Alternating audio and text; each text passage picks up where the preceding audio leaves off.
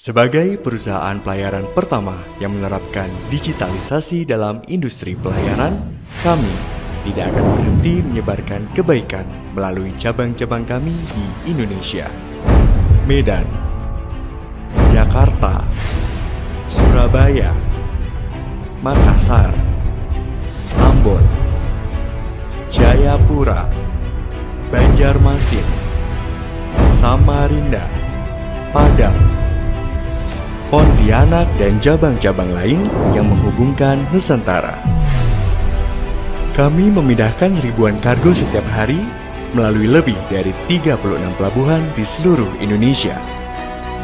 Spill, beyond shipping and moving forward.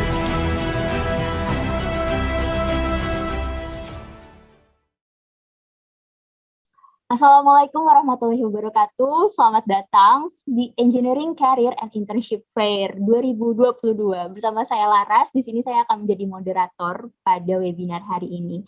Nah, hari ini kedatangan tamu yang menarik dari perusahaan PT Salam Pacific Indonesia Lines atau yang biasa kita sebut dengan PT Spill.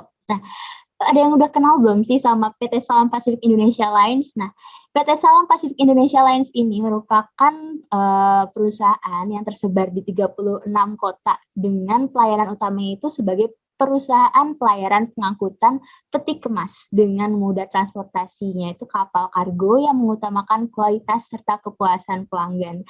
Nah, di sini sudah ada narasumber kita yang keren banget, yaitu ada Kak Tiara. Halo Kak Tiara. Halo Kak Laras. Ayo, selamat datang. Thank you. Ya, jadi tema webinar kita hari ini yaitu What to Do in the Probation Period. Nah, udah nggak sabar ya dengan sesi sharing kita bersama Kak Tiara selaku Human Resource Change Agent Supervisor. Kepada Kak Tiara, waktu dan layar kami persilahkan. Terima kasih banyak Kak Laras ya atas undangannya juga sempatannya. Dan rekan-rekan semuanya, terima kasih banyak nih sudah hadir ya atau menonton untuk video kita pada hari ini. Perkenalkan, nama saya Tiara Budiawan ya, atau bisa nama Tiara Budiawan. Saya merupakan HR Change Agent Supervisor untuk PT Salam Pacific Indonesia Lines. Nah, karena PT Salam Pacific Indonesia Lines itu merupakan perusahaan shipping dan logistik, nah karena itu dia memiliki sekitar 2.000 karyawan undernya PT Spill dan bertempat atau berpusat di Surabaya. Nah, juga kita memiliki yang namanya beberapa cabang ya, tadi sudah nonton videonya, ada sekitar 36 kota yang memang menjadi perwakilan dari PT Salam Pacific Indonesia Lines yang tersebar di Indonesia. Untuk penempatan saya sendiri adalah di tempatnya di cabang Jakarta. Untuk pada hari ini, saya akan sharing nih kepada rekan-rekan sekalian untuk materinya apa sih yang perlu kita lakukan selama masa probation atau masa percobaan. Mungkin rekan-rekan sudah tidak asing ya dengan kata-kata probation ataupun masa percobaan yang biasanya akan teman-teman lewati ketika baru bergabung di suatu perusahaan, dan biasanya memang waktunya adalah 3 bulan dari waktu awal join ya. Oke, mungkin saya bisa percepat aja ya untuk sharingnya biar lebih banyak nih nanti ketika Q&A-nya. Oke, bisa kelihatan Kak Laras? Ya, sudah terlihat. Oke, thank you. Oke, baik rekan-rekan sekalian.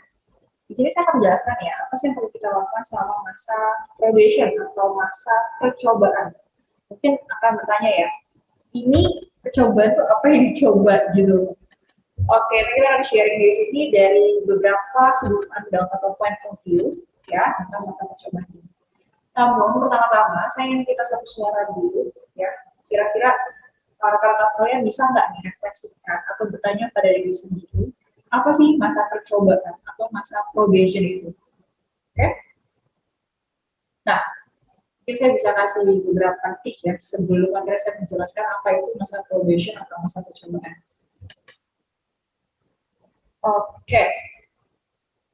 Jadi, masa probation atau masa percobaan itu adalah masa-masa di mana kita saling mengenal diri, ya, baik diri sendiri ataupun dari perusahaan. Misalnya kita itu kan biasanya 3 bulan, ya, masa percobaan itu 3 bulan. Kalau misalnya memang di dalam itu bisa kita sebutnya kontrak kerjanya berbeda lagi. Dan juga di masa percobaan itu atau masa probation, perusahaan itu kan sudah memilih karyawan dari misalnya dari tahap psikotes, interview. Nah, kali ini kita ingin tahu nih, perusahaan ingin tahu kira-kira si karyawan baru tersebut sama nggak sih sama apa yang ditawarkan atau apa yang dikenalkan ketika tahap-tahap tersebut, ekspektasi dan ketika implementasi itu sama nggak? Gitu. Jadi ingin mengenal diri dari karyawan baru tersebut lebih jauh lagi secara kompetensi. Dan si karyawan baru itu juga pengen tahu nih, kira-kira perusahaan yang dia sudah melakukan tahapan sebelumnya itu sesuai nggak dengan ekspektasi yang ia miliki. Bahkan mungkin kalau misalnya dia sudah kenal sama perusahaan itu jauh sebelum dia melamar pekerjaan kemana-mana, misalnya ketika kuliah, misalnya sekolah, ya, dia pengen tahu nih apakah sama dengan ekspektasinya. Misalnya, apakah memang biaya yang cocok buat dia?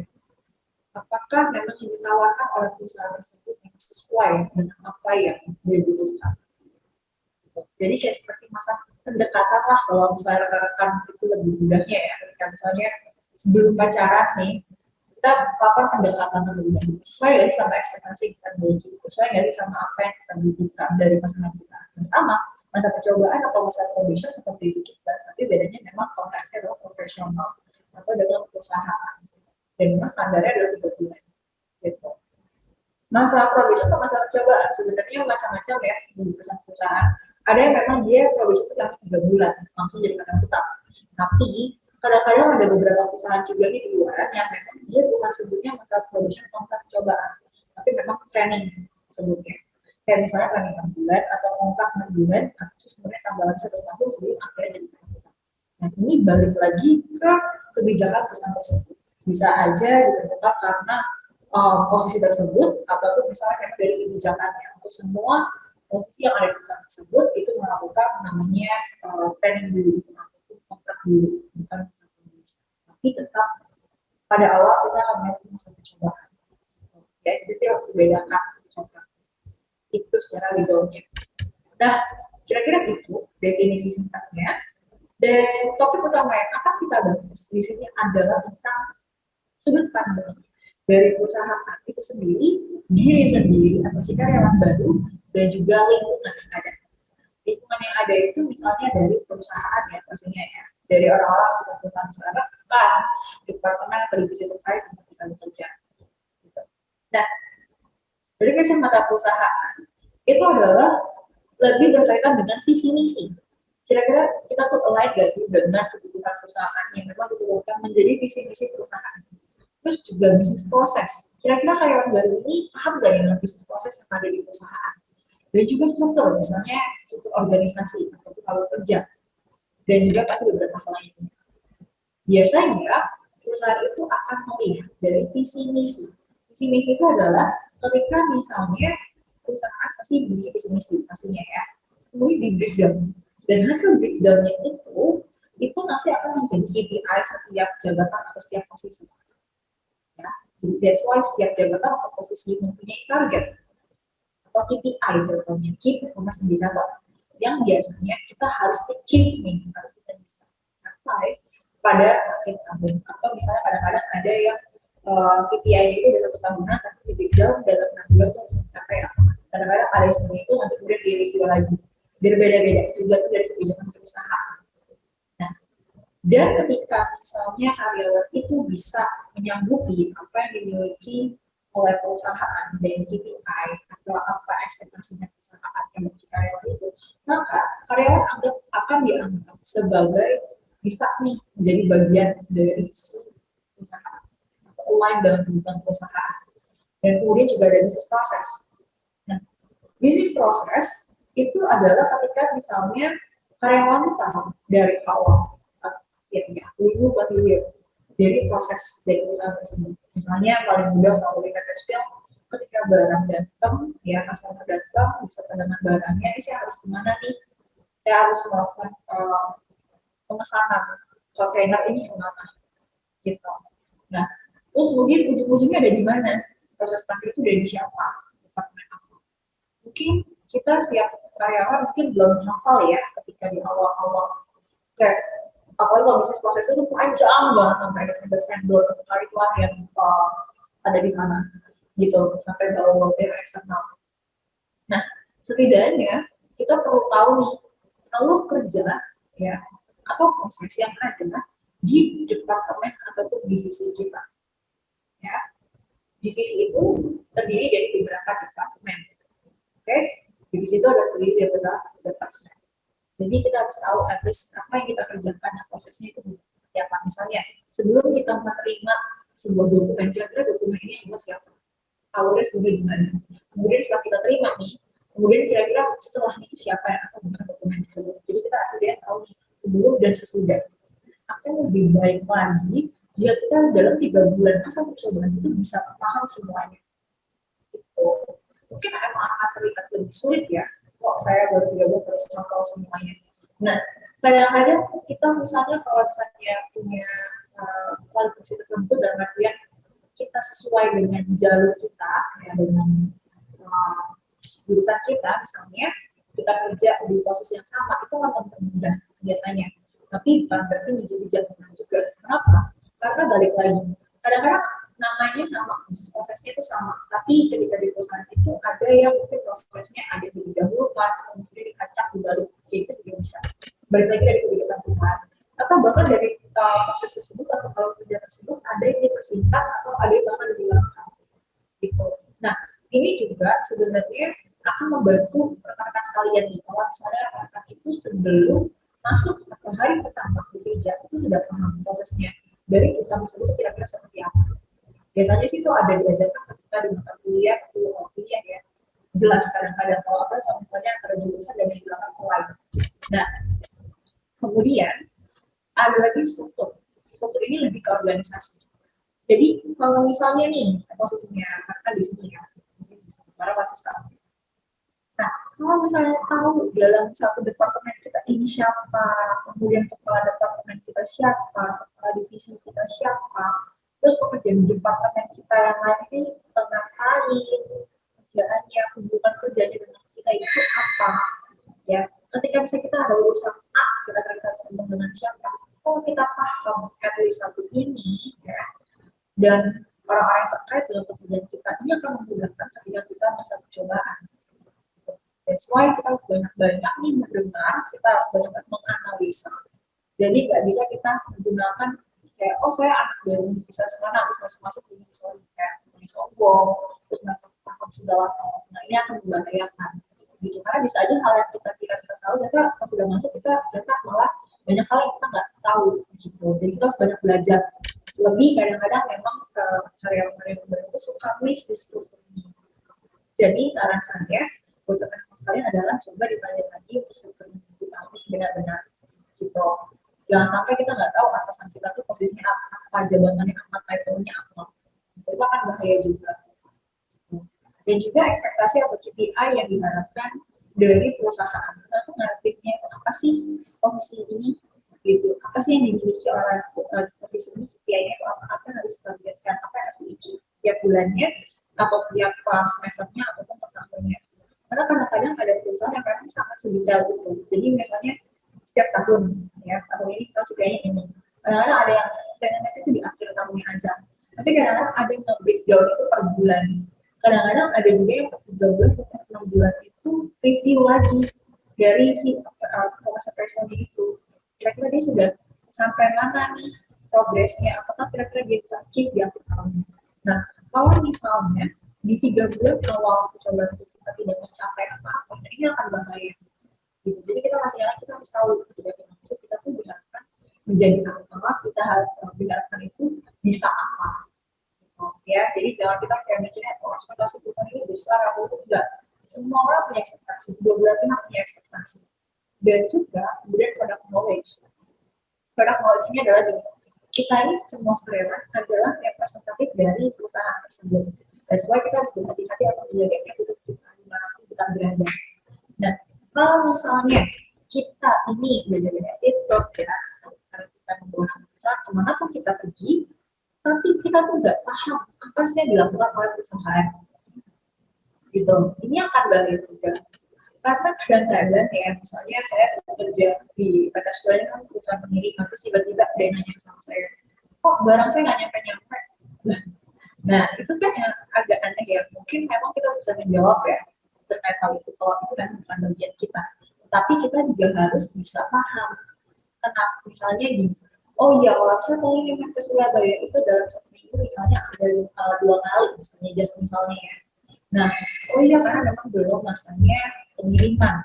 Gitu. Jadi kita paham ya, kayak oh saya nggak tahu gitu. Coba mungkin cek lagi gitu. Nggak bisa kita lepas tangan gitu aja. Kita harus bisa menjelaskan seprofesional mungkin siapapun kita yang bertanya.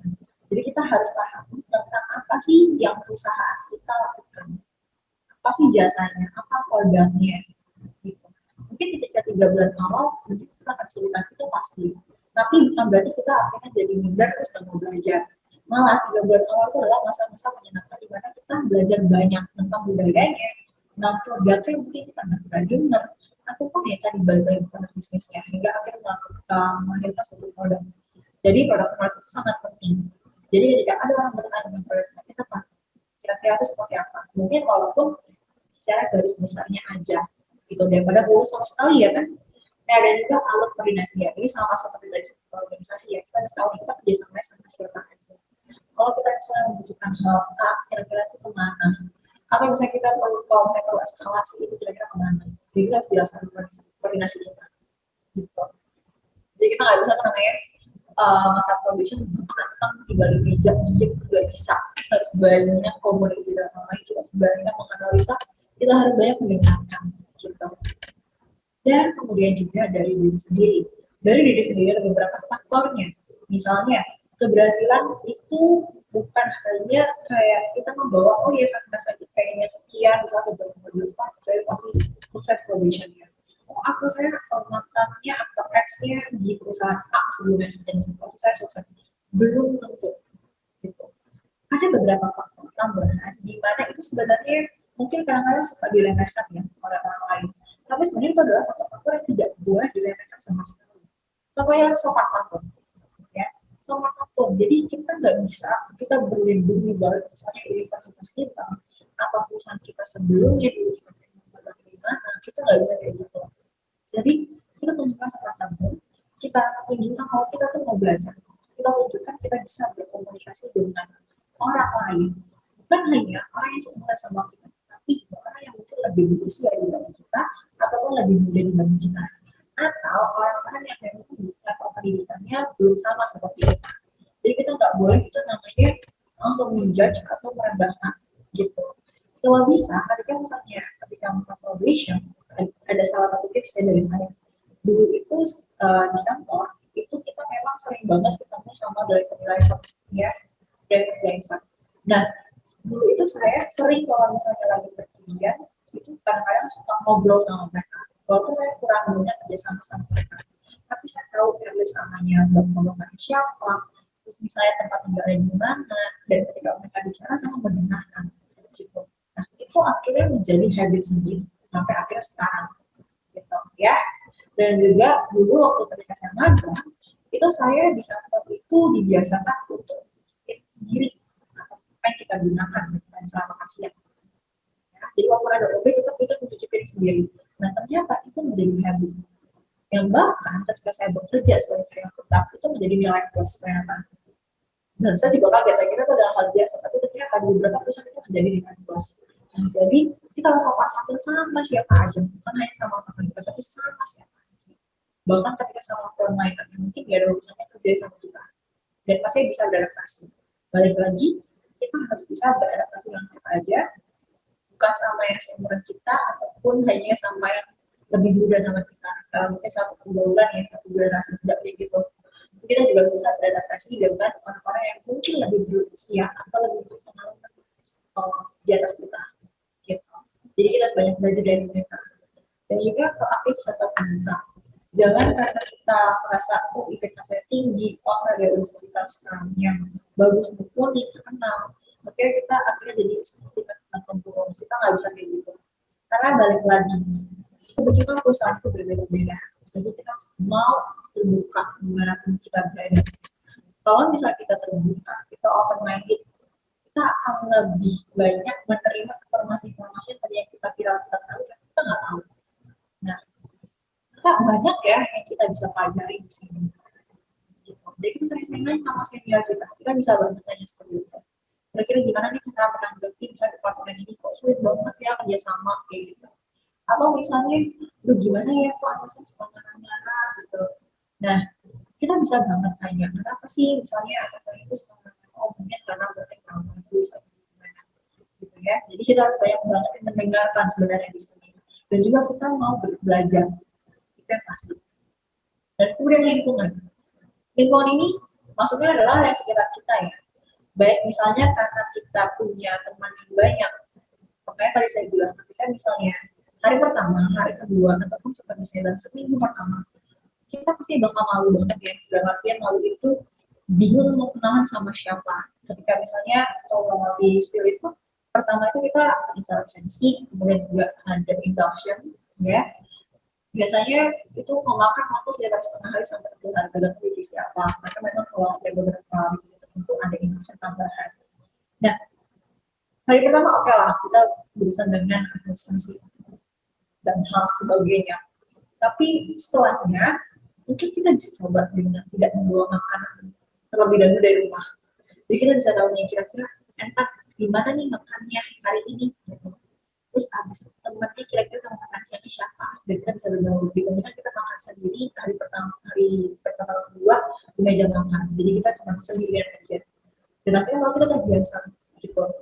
Jangan seperti itu. Kalau saran saya pas hari pertama hari kedua coba aja kita berburu kayak ya kadang-kadang kita perlu asik ya kalau misalnya anak-anak muda zaman sekarang yang ngomongnya ya. Kita perlu berbaur sebenarnya bukan berusuk asik, bukan kita langsung kayak tiba-tiba nyobot sama teman yang lain enggak. Tapi kita kadang-kadang perlu yang namanya harus mau masuk dalam suatu kelompok gitu. Kemudian ketika misalnya rekan-rekan itu makan siang kita tanya, kita makan siang di mana? Kita tanya aja rekomendasinya. Terus juga tanya hal-hal kecil misalnya tempat ibadahnya di mana. Oh kalau dari daerah sini pulang ke area sini lebih dekat mana? Pembukaan seperti itu aja gitu. Atau misalnya kayak oh kayak ini hanya khusus departemen ini ya. Gitu. Atau hal apa tuh lah. Gitu. Jadi kita kayak orang yang mau terbuka sehingga kita punya teman yang baik. Jangan hanya kita berteman ya udah di ruangan kita aja. Jangan seperti itu malah kita orang akan terus pastinya. Gitu. Takutnya seperti itu ya. Walaupun sebenarnya kita malu ya. Walaupun misalnya nanti jangan beralasan aku sering introvert ya bisa. Gitu. Jadi kita harus kalau kita introvert, mau kita extrovert, ambivert apapun itu, kita harus bisa punya teman yang banyak. It's not a pressure, tapi kita jadi orang yang memang terbuka terhadap suatu kondisi apapun itu. Dan pastikan kita memiliki teman yang positif. Jangan misalnya mereka bicara apa kita telah bulat-bulat terus kita percaya aja kita harus bisa memilah-milah mana nih yang memang baik untuk saya, mana nih yang memang saya kayaknya cukup mendengarkan aja kemudian nanti atau gimana. Jadi kita harus bisa mencari ataupun melihat mana teman-teman yang memang sesuai dengan kebutuhan saya, apa yang saya bisa blend di sana. Gitu. Dan juga menghindari hal-hal pribadi. Misalnya kayak hari pertama terus tanya ke atasan ibu udah nikah gitu. Karena nggak seberapa banyak orang yang mau menceritakan hal pribadi dari pertama ketemu. Atau misalnya bapak usia berapa? Kadang-kadang ada orang juga yang memang nggak mau bahas tentang usia ya. Atau misalnya ya banyaklah hal-hal pribadi lah ya yang kita nggak perlu bahas-bahas itu kan. Itu hal-hal yang bisa kita kantor, misalnya apa gedungnya, ya di sini anaknya kemana, makannya, atau pulang lewat mana, atau misalnya ada akses yang paling mudah. Jadi hanya sekitar pekerjaan atau kantor. Jangan pernah menanyakan di apa. Dan mereka pun juga pasti akan biasanya akan ragu juga untuk nanya ke kita karena memang ketika kita adalah sama-sama orang asing, ya pasti kita akan ragu nih menanyakan hal pribadi. Jadi lebih jangan milih kita. Gitu. Kita jawab sepertinya aja, 10 tahunnya aja. Gimana pun kita juga tetap harus punya boundaries seperti itu kira-kira. Oke? Kira-kira itu materi dari saya. Terima kasih banyak sudah mendengarkan dan perhatian. Gitu. Semoga bermanfaat ya bagi rekan-rekan semuanya. Oke, Kak Laras, terima kasih dari saya. Materinya sudah selesai. Oke, terima kasih Kak Tiara untuk sesi sharingnya nih mengenai masa-masa probation itu seperti apa sih gitu ya. Tadi menarik sekali. Eh, di kesempatan bilang kalau misalnya bagaimanapun juga kan kita adalah kesatuan gitu ya, meskipun kita bukan di bagian divisi tertentu itu tuh menurut saya menarik sekali. Jadi kita sebagai kesatuan memang harus mengerti apa itu prosesnya, kemudian bentuk produknya itu seperti apa gitu. Jika ada yang bertanya, jadi kita bisa menjawab gitu. Oke, Kak Tiara. Nah, mungkin ada pertanyaan nih Kak mengenai sesi materi kita pada hari ini. Yang pertama itu kayak apa aja sih Kak tantangannya gitu di masa probation dan bagaimana sih biasanya menghadapinya seperti itu? Mungkin boleh dijawab Kak Tiara. Oke. Tantangannya itu ya biasanya ya kalau saya lihat ketika misalnya saya sendiri ya, saya ini kebetulan udah berusaha cukup banyak lebih dari 5 atas ini. Jadi saya udah sering pindah-pindah juga, tapi pindah-pindah pas lagi berangkat. Karena aku sedang aja beradaptasi. Tantangan yang saya lakukan tantangan yang saya alami ketika masuk ke itu adalah pasti selalu sama. Hari pertama tuh kita bingung ngapain. Iya, kan pasti bingung kayak berteman sama siapa, hanya kemana, takut salah, takut inilah segala macam. Pasti udah pikiran tuh udah kayak ada aja yang aneh-aneh gitu kan, kayak wajar nggak sih? Namanya waktu kita dulu masuk kampus ya, kayak temenan sama siapa, nggak kenal siapa-siapa, enak kalau ada teman gitu. Tapi kalau saya nah tantangannya itu biasanya itu. Jadi kita awasin dulu pikiran-pikiran kayak nanti ada suka sama aku nggak ya, maksudnya aku bisa diterima nggak ya, awasin aja dulu, kita mencoba ngobrolin aja dulu. Terus terima atau enggak urusan belakangan. Yang penting kita menjadi diri kita apa adanya, tapi bukan berarti kita menjadi diri kita apa adanya, tapi malah jadi seenaknya, enggak gitu. Gimana pun kita kalau orang baru, keluarga baru, sama seperti kita masuk ke rumah orang, anggaplah kita sebagai tamu. Kita selama mungkin, dan itu harus tetap terus-terusan ya, gitu. Ataupun misalnya karena aduh hari pertama udah macet, gini-gini langsung kulit-kulitnya enggak juga, gitu. Dan juga tantangannya selain itu kita bingung mau belajar ke siapa. Biasanya kita bukan mentor itu. Nah kadang-kadang ada perusahaan yang memang dia enak sih mbak mentor. Tapi kadang-kadang ada yang udah kita ya belajar sendiri sama atasan aja. Kalau misalnya kita sudah mentor misalnya kita bisa pertama-tama mencari teman lagi dulu. Ekspektasi dalam teman dulu. Ke teman aja dulu. Jujur di PKS ini saya waktu awal datang itu memang posisinya itu representatif di pusat dari Surabaya. Nah, bingung nih mau nanya ke siapa nih, posisinya baru soalnya di Jakarta gitu kan. Nah, kebetulan itu ada saya itu sebagai mereka pengawang ya sampai sekarang. Nah, jadi saya kenal itu sama ternyata di masa depan tuh jadi atasan saya, tapi itu belum jadi atasan saya. Jadi saya tanya sama beliau gubernurnya Bu Angel, ketemu dan sebetulnya di mana di sini. Terus habis itu menghadapinya gimana sih pada departemen ini. Terus ini politiknya apa sih nggak ngerti gitu. Ada istilah baru. Tapi saya mengajar dan benar akhirnya dari situ menjadi mentor selama ya benar-benar. Jadi selain dari benar atasan saya, jadi ya saya belajar juga dari beliau. Dan beberapa lama akhirnya manajer lah sub departemen saya menjadi dengan sub departemen beliau. Jadi saya lebih gitu. Jadi banyak karena teman saya selama ini jadi atasan saya kayak gitu sih. Gitu. Dan juga hal yang lain adalah jangan misalnya kadang-kadang ya itu semangatnya di awal. Dan artinya aku semangat harus kerja bagus, penting harus probation, langsung kendor. Nah, jangan kayak gitu. Kebetulan saya di sini juga mungkin sebagai gambaran ya, century itu kita akhirnya rekrutmen, organization development dan juga training karyawan gitu. Kita pegang cabang juga.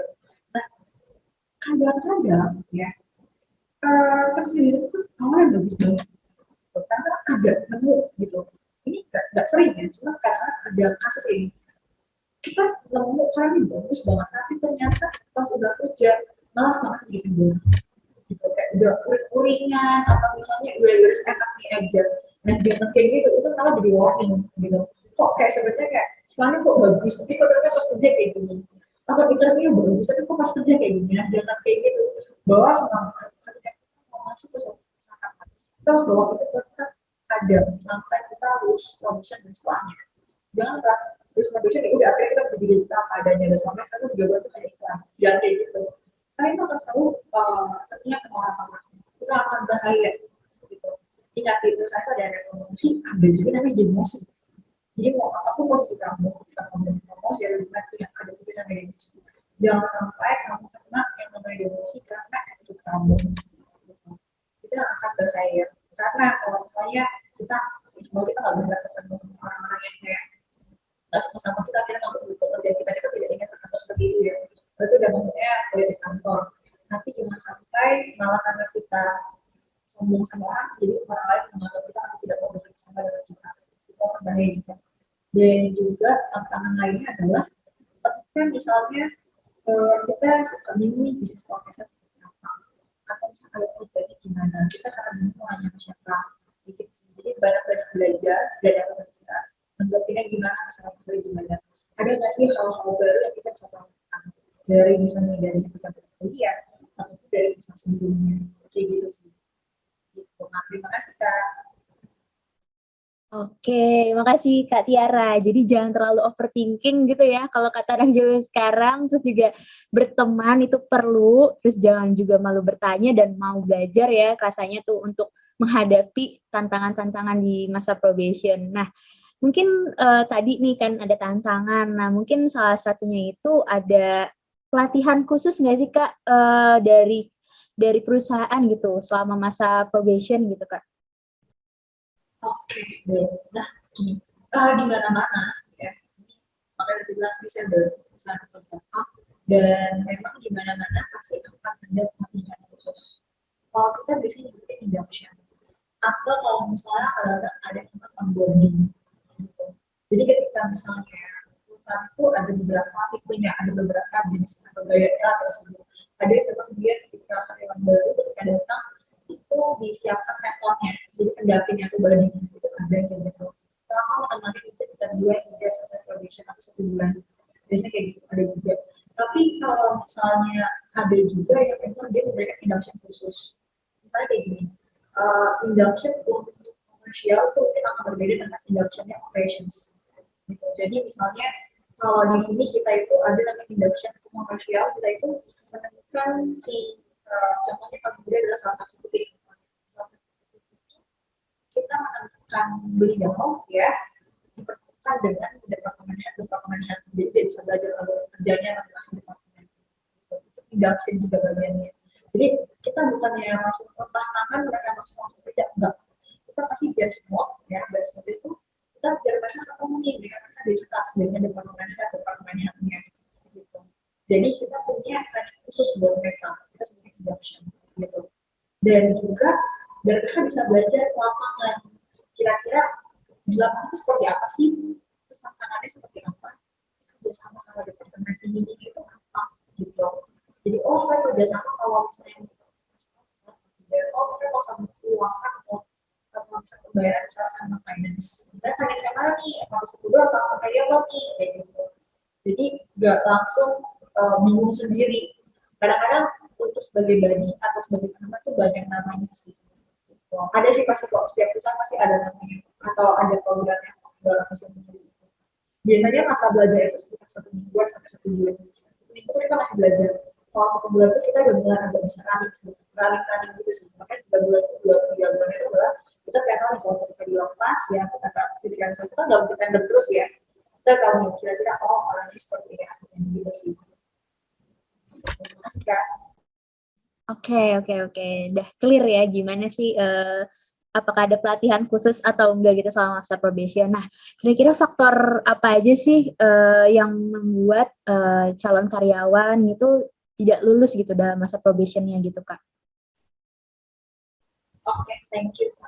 Oke, beberapa kasus ini kenapa tadi saya bilang proaktif dan terbuka, kadang-kadang tuh ambil karyawan yang emang itu sangat pasif. Ini beneran. Jadi bukan karena sorry ini bukan di introvert atau tidak, tapi benar-benar dari si pasif. Pasif itu bilang dia tidak mau bertanya pada orang-orang sekitarnya dia. Dan itu seperti apa, jadi kalau misalnya dia nah ini akan bahaya. Jadi kayak misalnya kadang-kadang ketika kita exploration ya kita ada perusahaan-perusahaan itu harus presentasi. Kalau di sini kita ada kayak presentasi itu dalam artian dia itu kerjanya apa, dia tahu nggak tugasnya, dia tahu nggak studi ini apa, dia tahu nggak sistemnya seperti apa. Terus posisi dia bekerja sekarang, kira-kira apa sih yang dilakukan gitu. Nah, itu jadi penilaian, itu juga jadi topik penilaian dari usaha-usahanya, kira-kira apa sih layak atau tidaknya gitu. Dan ini bukan hanya kata skill aja ya, ada beberapa usaha seperti itu. Nah, cuma kadang-kadang ketika permasalahan itu adalah ketika misalnya pada contohnya kita terus dia nggak tahu job desk-nya apa. Setelah kita telah kadang-kadang ya kita jangan sampai kok pasti usernya nggak ngajarin, nggak gitu. Malah usernya sudah mengajarkan berkali-kali tapi itu salah dia bingung ya udah bingung aja, akhirnya kayak pasif mengerjakan ketika disuruh aja tidak tahu prosesnya dari mana sampai mana. Kadang-kadang ada seperti itu dan itu hanya sekali dua kali saya lihat dari saya awal-awal bekerja itu juga ada beberapa seperti itu, jadi kayak pasif aja diam aja. Kalau orangnya itu ya orang-orang yang misalnya kita tahu kayak orangnya kayak itu bilang pekerjaan itu kayak anteng diem kayak gitu, itu sih bahaya banget karena itu lama kita jadi sesat jalan ya. Makanya jadi benar itu kalimat itu benar banget membuka sesat jalan benar akhirnya dan itu kan efek sama kita juga kan, nggak mau dong pada saat kita nggak kuat, nggak mau dong pada saat kita karena kita udah berusaha banget, kita nggak mau seperti itu. Nah kemudian juga selain itu misalnya ada kesalahan yang mungkin tentang integritas ketika masa probation, karena ada posisi ya yang mungkin kita mungkin melakukan ada mensah ya yang sudah berusaha keuangan. Nah mungkin dari integritasnya itu, terus habis itu juga kadang-kadang masalah komunikasi. Misalnya gini, dia itu membawa tetap berlindungi baru misalnya bersama atau misalnya dia itu ya membanggakan sama dia, jadi akhirnya kelihatan sama dia tidak bisa nge-blend sama culture-nya. Ini akan bahaya karena gimana pun kita mencari satu tim, maka kita punya departemen satu perusahaan gitu. So far saya melihat bukan karena kompetensinya, bukan karena dia tidak bisa melakukan tapi ada diri orang. Tentunya bisa ada di situ, saya tidak melihat tiba-tiba dari dari kompetensi itu jarang banget dan itu sangat-sangat minimal. Tapi kalau misalnya dari orang itu banyak dan masih cukup sering kasusnya, maksudnya dalam banyak adalah lebih sering kasusnya dibandingkan kita kurang paham secara pekerjaan. Terus kalau kerja masih bisa baca-baca gimana pun ya kita masih bisa belajar, tapi kalau orang kan ada yang lebih banyak. Gitu. Oke, terima kasih Kak Tiara. Jadi lebih karena ke internalnya gitu ya, lebih karena harus lebih mudah beradaptasi, kemudian tadi komunikasinya juga baik, terus tahu apa yang dikerjakan gitu ya. Oke, nah karena mungkin tadi kan membahas yang tidak lulus probation nih Kak, terus kayak ada pertanyaan nih, gimana kalau tidak lulus probation itu kan sudah terhitung 3 bulan kerja ya misalnya ya, 3 bulan kerja. Nah, apakah itu boleh dicantumkan di CV gitu untuk melamar kesempatan yang lain gitu, kesempatan pekerjaan selanjutnya gitu. Nah, gimana nih kalau menurut point of view dari HR gitu loh Kak? Oke, baik. Oke, aku kan boleh jelaskan dulu. Jadi gini, HR itu walaupun kita sama HR itu bisa berbeda gitu. Jadi misalnya ada satu CV, sama kayak dengan CV misalnya, tapi laras bisa aja kurang, dan sama juga. Jadi kadang ada HR yang memang kok pindah-pindah, kok cuma sebulan 2 bulan, kadang-kadang ada. Tapi kadang-kadang kayak ya udah aku tulis aja sebulan 2 bulan lumayan. Kadang-kadang ada yang kita tidak bisa membeli, kita akan ketemu HR yang seperti apa. Gitu. Nah jadi ketika misalnya ya kami kita tidak mengharapkan kita gagal probation ya, tapi gimana kalau probation ada kontrak, kalau misalnya memang kita gagal probation balik lagi kita nilai atau value yang kita katakan enggak. Kalau saya begini, kalau misalnya pekerjaan itu sebenarnya memang memberikan pengembangan diri yang sangat luas bagi rekan-rekan, silakan luas. Tapi kan memang probation adalah kontrak. Misalnya bisa aja karena saya nggak cocok sama perusahaan, itu bisa aja gitu. Tapi kalau misalnya memang itu adalah yang kayak pekerjaan saya masih bingung, saya nggak bisa jelasin di interview, nggak perlu. Kalau misalnya memang takut malah jadi bumerang. Nah jadi saya jawab adalah balik lagi ke diri rekan-rekan sekalian, yang mana yang baik bukan dari SA tapi dari rekan-rekan. Rekan-rekan bisa menjelaskan nggak kenapa waktu gagal, rekan-rekan bisa menjelaskan nggak pekerjaan itu ngapain aja. Jangan sampai kayak sayang banget saya beda bisa bagus kemarin bisa 3 bulan. Ya kalau saya baru setengah biasa juga sayang. Atau misalnya saya minder gagal begini, tapi ternyata pengembangan diri setelah itu akan bisa apa aja, ya sayang juga kalau nggak tulisin kan. Jadi saya tidak akan bilang yang benar yang harus balik lagi. Karena gini, seperti misalnya manajemen training. Manajemen training itu kan ada sistem gugurnya ya, dan bisa gugur berkali-kali. Gitu. Kalau misalnya dari 13.000, terus habis itu dia cuma 15, terus gagal, terus nggak tulis gitu. Kalau saya sayang ya, karena kita tahu jadi itu susah banget. Kalau kamu nggak masukin kayak wow gitu kan. Kalau misalnya itu orang pasti akan paham kok kenapa misalnya manajemen training gagal, kita akan paham. Misalkan bisa menjelaskan ini dengan saya yang baik. Gitu. Kalau misalnya enggak ya udah kalau baik aja ya udah nggak usah. Gitu. Tapi kamu bisa jelaskan kok ada gapnya sih terlalu jauh gitu. Kalau itu dari pekerjaan ke pekerjaan lain ada gapnya aku ngapain? Nah, kita harus cari jelaskan. Kalau misalnya nggak jelaskan ya itu yang bahaya gitu sih. Jadi balik lagi ke orangnya gitu. Oke, jadi kembali lagi ke diri ya, mau ditulis atau enggak, bisa menjelaskan atau tidak gitu. Wah, menarik sekali sih ini. Menurut saya nih jarang banget ada materi tentang masa probation gitu loh Kak.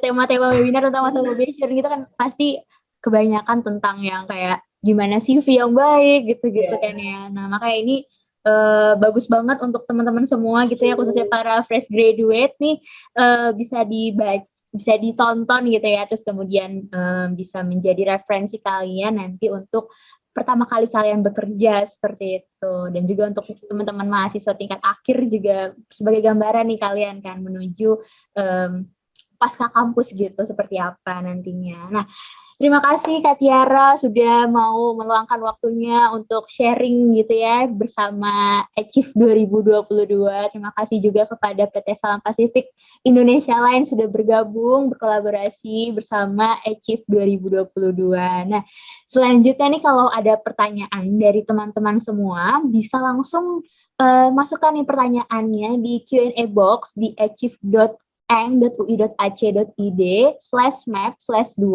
Ini khususnya di booth PT Salam Pasifik Indonesia Line sih teman-teman. Jadi teman-teman bisa langsung kunjungi website Achieve, kemudian register kalau belum punya akun. Kalau sudah punya akun langsung login aja, kemudian langsung ke online booth-nya dari PT Salam Pasifik Indonesia Line. Nah, nanti dari PT Spill juga akan ada lowongan pekerjaan nih teman-teman. Jadi teman-teman bisa langsung apply di situ sesuai dengan arahan yang ada di booth dari PT Spill gitu. Nah, semoga webinar hari ini memberikan manfaat yang sangat besar untuk teman-teman semua gitu ya, berdampak yang positif gitu untuk teman-teman semua di sini. Nah, kalau begitu sudah kita akhiri saja nih webinar kali ini. Semoga kita bisa bertemu di lain kesempatan.